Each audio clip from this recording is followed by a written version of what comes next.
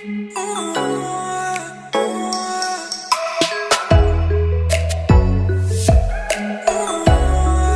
saan kayo? Caloocan po. Caloocan. Saan? Novaliches? Opo. Oo. Saan nyo nabalitaan? Sa TikTok po. TikTok. TikToker pala kayo. Oo. Uy, hindi nyo napansin yan na pag-itim. Nandiyan na. Dapat pula yan. Di ba? Opo. Kaya pala nagpo-frozen shoulder na, naglalak na yung ano nyo. Dito, marami kaming stroke. Frozen shoulder mo na nararamdaman, taka na stroke. Pwede ba yon? Pwede, kasi frozen shoulder. Adhesive capsulitis, lumapot na, di ba? Malapit dito. Opo. Di ba? Kaya ano yun natin, ha? Hindi pwede yung, pag naayos ko yung frozen shoulder, alarm yan eh. Kailan gumawa ka ng action, hindi mo alam mo, maitim na pala. Wala nagsasabi sa'yo. Buti nakita natin, ha? Kaya pagandahin nyo, kahit na gumaling ka na sa frozen shoulder, tuloy mong ano, kasi hindi ka tayo makakatipid eh. Ha? Wala kayong manas? Wala naman. Sa paglakad, wala kayong problema. Wala. Ito lang doon, hindi rin mamataas. Sige, ha? Ito, ano ka lang ito? Sige. Uy, kailan ba to? Mag-3 weeks na doon. Sakit. Oh. Ay. Tingnan niyo ako saan, ha? Naku, mabigat ito. Hindi kaya. Nakanak na talaga. Ganun yun, ganun. Oh. Ganun yun.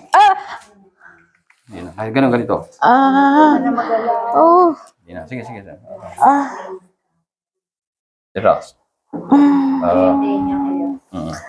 Sige, anin ko muna. Ha? Huwag kayo magmamadali, ha? Ha?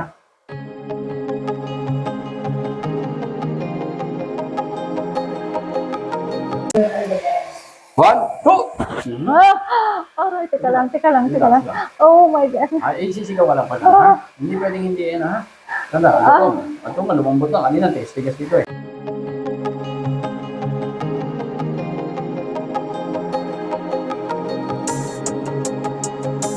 Oh my God. Sige daw. One!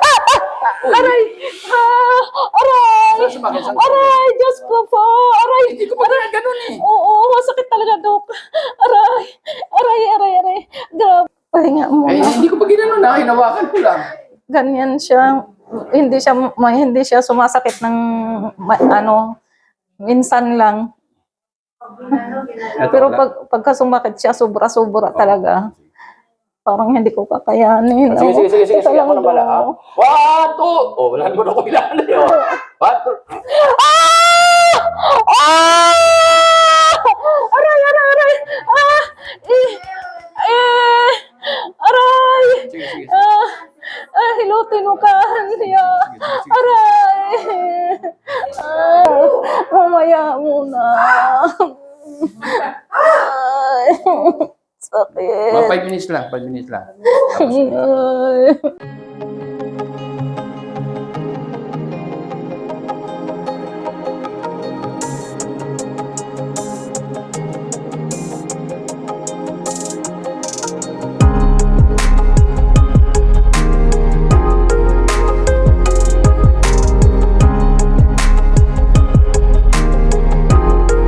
One, two.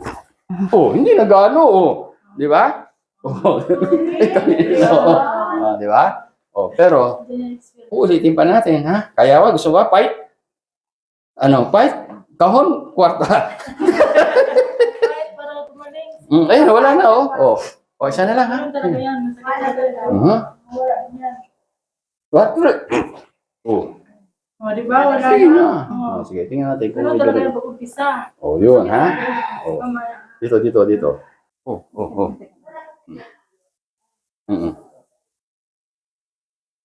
Pag-aputin mo. Yun, oh.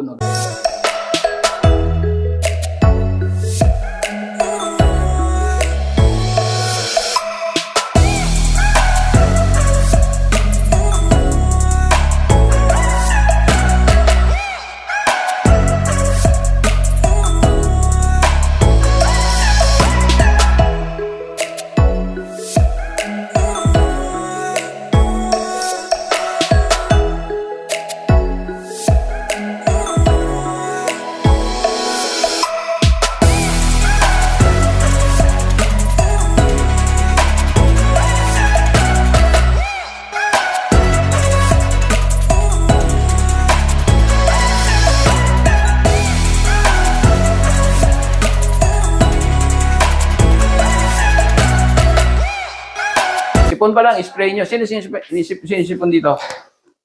Sprayin mo siya, ha? Spray kayo. Tingnan. Meron na po ako. Nag-spray kayo? Nakabili na po ako. Kailan pa? Nakalinggo. Nakakatulong. Emergency po ako kasi nahirapan ako huminga. Ayun, Ngayon okay na po. nakatulong ba yung spray? Opo. Okay nga magsabi. Oo. Ito, sige sa... Ano sabi nyo? Ano sabi nyo? Ano po, nagtumawag po ako dito kasi nahirapan akong huminga. Ubo ako ng ubo. Ang daming antibiotic, ang dami kong gamot.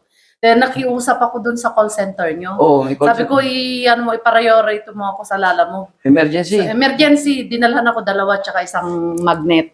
Ah, Ito ganun. nandito. Ganun. Ngayon wala na po, sa awa ng Ito ba yan? Ito ba yan? Opo, ito, dala-dala ko lagi po. Ayun, ha? Huwag nyo nang ano, Ito ha? po. Ubus na nga po, kaya bibili ako ulit. Oo, ayan, ha? Ito po, lagi kong dala-dala to. Tandaan nyo. Pati apo ko nagaganito. Oh, Kasi very good, mga ha? sila. Ano to? Ang dami kaming naano yan, ha? Ang Natulungan ganda yan. po niyan, promise. Oo. Lalo ngayon, ha? Kung sa China, ang totoo ngayon, marami nang napupunong clinic sa ubo, ha? Mangyayari sa atin yun. Ganun din sa China, ha? Kaya paghandaan nyo, dahil ang hirap, tamaan kayo ng ubo, ma-hospital kayo. Kung may mahina pa puso nyo, may stroke kayo. Doon kaya may namamatay na matatanda, ha? Ang ubo, walang gamot. Pero, nagsisimula sa sipon, tama? O, sipon muna.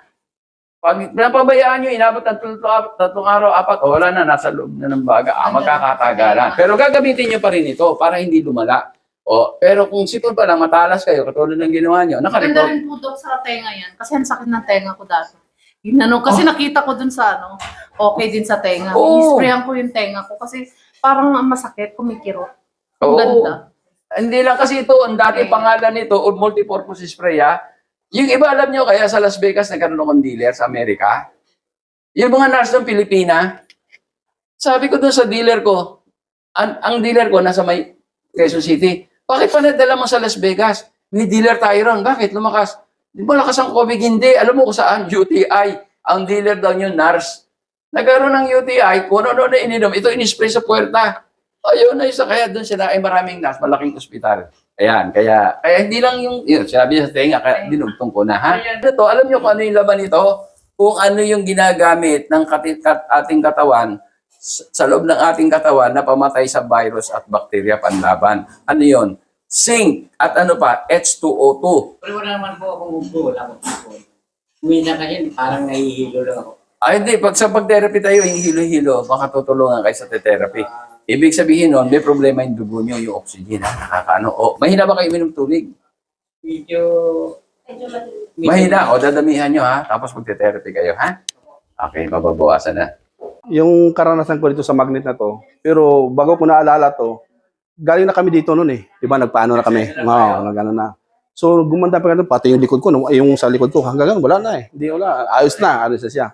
So, ito lang ngayon, bibiyahin na kami ng Pamindanao. Yung aeroplano, habang umakyat yan, may pressure yan. Nahirapan ako huminga. Naranasan niyo ba yung pag huminga, parang may tumutusok sa... Sa akin, lumalala siya ng lumalala. Hindi na ako nagpalata sa magulang ko. Parang kumukulo, parang may gumagano habang huminga ako. Medyo matagal, pinabayaan ko lang kasi minsan nawawala, di ba?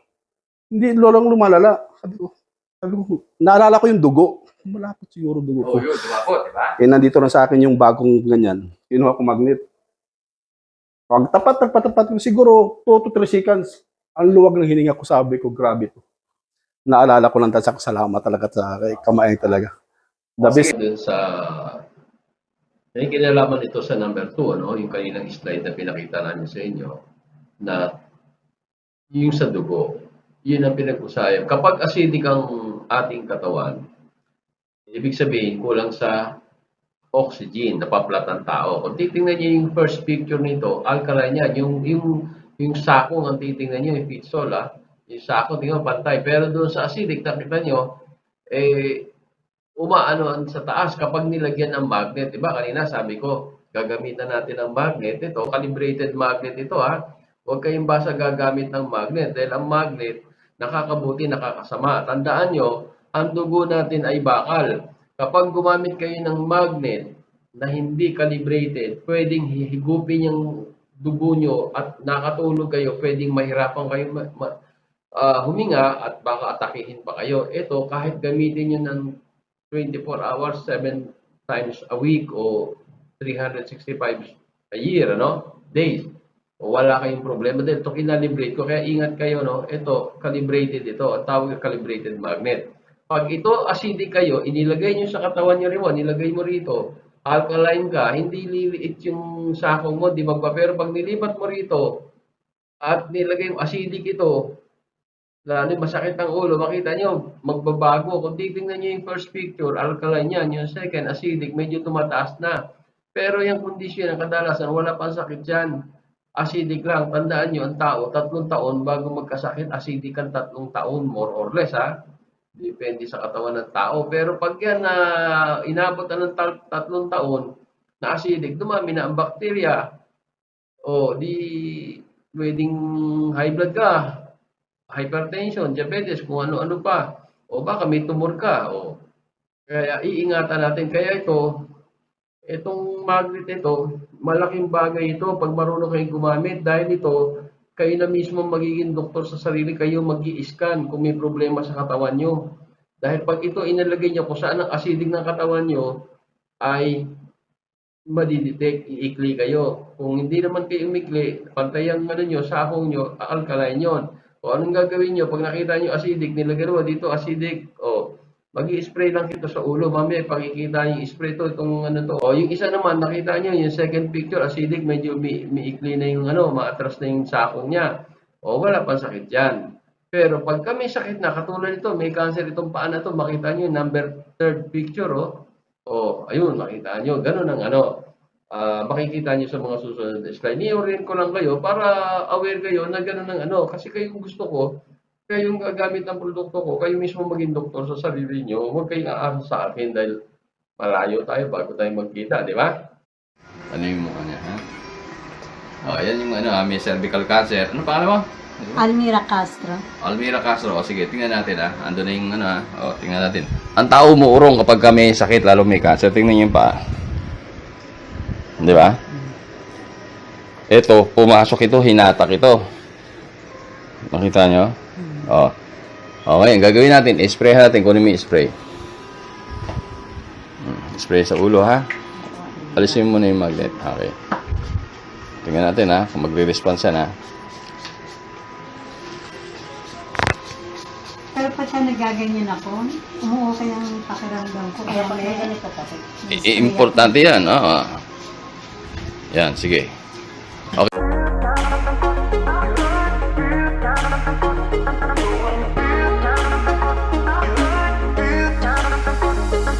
Ayan, na sprayhan na, tingnan natin. Sige, lagay mo na yung magnet doon sa 1. Okay, lagay mo, ha? Yan, o, tingnan, sandali lang yan, tingnan natin. Unti-unti, di ba? O, yun. Nagpantay na, di ba? Nangawit lang ako, O. Bigat ng pumping. Di ba? O, yun ang sinasabi ko, ha? Kaya malaking pag-asa. Napansin natin na maikli doon sa area na yon, so acidic yon, lumapot ang dugo doon, maraming bacteria doon, walang oxygen doon, Doon tayong sariling doktora, kaya yung iba, lahat naman tayo may cancer, ang totoo kaya lang maliit lang yung iba. Katulad ko, wala naman akong tumor, o di maliit pa, kasi nga yung doktor natin gumagana. Ang ginagawa niyan, anytime na nagdidikit-dikit, nag-acidic, malakas ang doktor ko, iwa-hiwalay niya para dumalo yung dugo, nutrients, oxygen, matanggal yung basura. Ngayon, ang bakterya sa atin, pag yan acidic, maraming bakterya, lumalaki yan, kaya lumalaki yung worker yan, parang construction na dumadami ang bakterya, lumalaki ang construction, yung building, ganon din sa katawan natin. Dahil ang bakterya sa atin, bad bacteria anaerobic, kinakain yan acidic. Kung acidic, dadami nga sila. Ngayon, nakalas-kalas natin, na-deliver yung oxygen, ayaw ng bad bacteria, yung oxygen, yung anaerobic. O anong mangyayari? Ihinto ang paglaki, maaaring huminto, o lumaki man dahan-dahan dahil may bakterya pa doon sa loob, may pagkain pa sila. Yung alkaline o yung oxygen, hindi nila pagkain yan, aalis sila yan. So, nakuha nyo na. O, yun ang importante. Tandaan nyo, ang tao, bago magkasakit, ay mga more or less, sa estimate, mga 3 taon kaya acidic, high blood, diabetes, etc. Okay. O, pag-uusapan naman natin tungkol sa cellphone, yung radiation nito. Alam lahat ng tao na ang cellphone, masama ang radiation nito. Ang totoo nga nito, Sa lalaki, pagka inilagay mo sa tabi sa bulsa mo yan, base sa maraming pagsisiyasat ng mga eksperto yan, nababawasan ng sperm count o nanghihina. Talagang nakakaapekto. Marami ng mga bata, nagsisisure, etc. So, marami nakakaalam, masama ito. Pero ang hindi nila alam, gaano kasama at paano naging masama. Ito, ibibigay ko sa inyo yung detalye. No? Ito, invention ko ito. Yan, yung anode na yan. Kung nakikita, nilagay ko to, cellphone ko to, nilagay ko rito. No? Tingnan nyo. Tandaan nyo, simula pa kanina, ang pinag-uusapan natin, bawal lumapot ang dugo. Dahil pag lumapot ang dugo nyo, dadami ang bakterya nyo. Ano pa? Pwede kayong ma-stroke. Dahil, siyempre, malapot siya, pwedeng bumara, taas ang pressure nyo, di ba? So, itong radiation ng cellphone, pag ginamit nyo rito yan, pag wala kayong anti-cell radiation, itong ANRAD na invention ko, ay lumalapot ang dugo nyo. Mamaya ipakikita namin sa inyo. At tandaan nyo rin maraming nagbebenta, 25 brands sa buong mundo ang binilang ko dahil galing ako sa Europe, galing Amerika, galing ako China, galing akong Asia, mga 25 brands. Lahat yung pag ginamit mo, umiikli ka o lumalapot ang dugo mo, meron silang pinakikita, ion tester, wala yun. Huwag kayong maniwala ron na scam yun. Ang tao, bago magkasakit, iikli muna kayo, mawawalan kayo ng oxygen. Tandaan nyo, hindi namamatay sa kahit anong sakit ang tao. Kahit cancer yan, hindi na mamamatay kayo pag naubusan kayo ng oxygen. Ibig sabihin, lumabot ang dugo nyo. Kaya nasa Biblia yan Ano sabi? Ang lahat ng nilalang, ang buhay ay nasa dugo. Kaya ito, ipakikita ko sa inyo kung paano lumapot ito. At paglapot nito, hindi lang tayo apektado matatanda. Tayong matatanda, kadalasan acidic tayo. Pero maging yung bata na alkaline na, apektado nito. Ipakikita ko sa inyo yung video mamaya. Pagkatapos nito, ang tao na i-stroke, hindi nila alam. Pag gumamit kayo, lumapot, para maaring sa ulo nyo yan, o kaya sa puso nyo, magkakaroon kayo ng ischemic stroke, o kaya ischemic heart attack. Babara yan, hanggang sa pumutok yung ugat nyo, magiging hemorrhagic stroke na yan, o hemorrhagic heart attack na yan. Sige tandaan nyo ito, nagpapalapot ng dugo ito. Ano ang mangyayari? Para natin masabing lumalapot, iikli kayo. Pantay, di ba? Tingnan mo to, pantay. Tingnan mo muna. Pantay. Di ba? Oo, pantay. Lagay mo yung cellphone. Ayun, Tawag ka na. Tirang mo sa Sige. cellphone. Ano nangyari? Ang bilis naman! Nakayari ka, masano ka! Sobra to. Sobra ka, Lagay mo yung oh. sticker. Lagay mo yung sticker. Lagay mo yung sticker. Ayan, may sticker na. Ang ba? Tingnan mo. Ang bilis. Pumapantay, di ba? Mas adik ka sa cellphone kaysa sa akin. Sige. Ipakita mo paano pagtanggal. Tingnan mo sa kanya. Tanggalin. Tanggalin Sige, tanggalin mo yung sticker. Yan, tinanggal na tingnan mo. Wow, Lagay mo ulit. Lagay mo. Pakita mo sa kanya habang nilalagay. Asama yun. Tingnan mo kung yung tuwang yan, di ba? Sige. Tingnan mo. Sige. Dali. Magpapantay na, Ayan na. Yung patay na. Tanggalin mo ulit. Isa pa. Tanggalin. Isa na lang. Lagay mo ulit. Nakita mo, di ba? Yun. Lagay na ulit, Yari ka, Ayan. mas adik ka sa cellphone. Nakita mo? Masyado kang allergic. Hindi, pareho kayo. Hindi, ako mabagal siya, mabilis. Siya, o lumapot yung dugo niya sa ulo, matanda yun. Kadalasan, matanda. Acidic yan, Pero yung bata, hindi. Natural alkaline yan. Hanggang 18 years old yan, 15 years old. Basta tama lang yung pagkain. Malusog yung bata. Pero tingnan mo, kung paano siya maapektuhan. Alam niyo ba na ang bata, pagka nag-aaral, kailangan ng maraming oxygen yan. Pag gumamit yan, makita nyo, tingnan nyo, bumabagal ang pagkatuto ng na ihirapan matuto ang bata dahil nga kulang sa oxygen dahil gumamit ng cellphone. Bago pumasok sa eskwela, gamit ng cellphone. O nasa eskwela, gamit ng cellphone. O magre-review, ganun din. Sayang, mamaya ipakikita ko sa inyo kung ano ang yan, nasusunod na video na ito. Naman, di ba? Pantay siya, di ba? Pantay, di ba? Gamitin mo. Ito. Ayan. Okay, gamitin mo. Lagay sa tenga. Kunyari nakipag-usap ka. Lagay mo lang sa tenga. Lagay mo kunyari nakipag-usap ka. sa tenga. Tingnan nyo, ha? Ano nangyari? Relax, relax. Relax, relax. Nakita nyo, di ba? Lumiit, oh. Tanggalin mo, tanggalin mo, tanggalin mo. Nakita nyo, lumiit, di ba? Oh, tanggalin mo. Bitawan mo ito. Bitawan mo. Oh. Pumantay, di ba? Opo. Oh, gamitin lang. Hawakan mo. Yan. O, sige. Kunyari, ha? Usap. Yan, ha? O, tignan mo. Oh, wala, di ba? Wala.